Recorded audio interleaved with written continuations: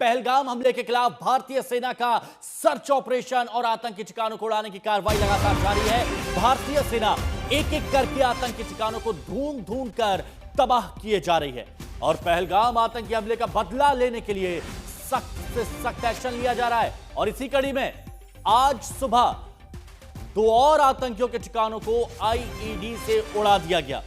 भारतीय सेना ने एक्टिव एलईटी यानी लश्कर तैयबा के सक्रिय कैडर एहसान अहमद शेख, जो मुर्रान पुलवामा का निवासी है, उसके 2 मंजिला घर को सुरक्षा बलों ने आईईडी का उपयोग करके उड़ा दिया। और ये तस्वीरें देखिए, आतंकी एहसान का घर उड़ा दिया गया और उसके बाद अब वहां पर सिर्फ मलबा है।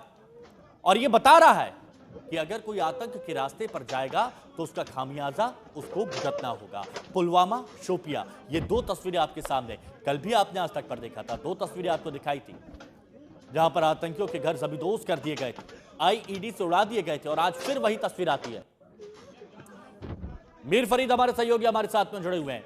मीर फरीद, संदेश बहुत क्लियर है, अगर आप आतंक का रास्ता चुनेंगे तो उसका खामियाजा आपको भुगतना पड़ेगा। और वही तस्वीरें बता रही हैं पुलवामा और शोपिया की।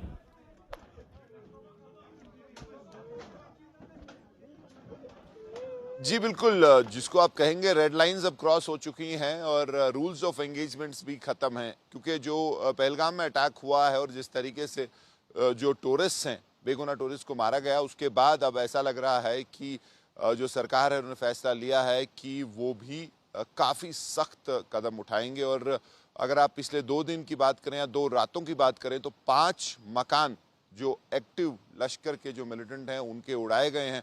और ये जो मुरन में हुआ है, इसको आप सबसे बड़ा धमाका कह सकते हैं, क्योंकि पूरा जो मकान है मलबा हो चुका है। और मकान ही नहीं बल्कि जो हमसाए और जो नेबर हैं उनके मकान भी काफ़ी ज़्यादा जो है उनको नुकसान पहुंचा है। रात में ये ब्लास्ट हुआ है और सेना की टुकड़ियां इन अलग अलग जगहों पे जाके जो है इन्होंने ये ब्लास्ट किया है। तो साफ तौर पे ये पहली बार देखा जा रहा है, अगर जम्मू कश्मीर या कश्मीर की बात करें, 30-35 साल पहले जब से बंदूक ने सर उठाया, ऐसा एक्शन कभी नहीं हुआ है।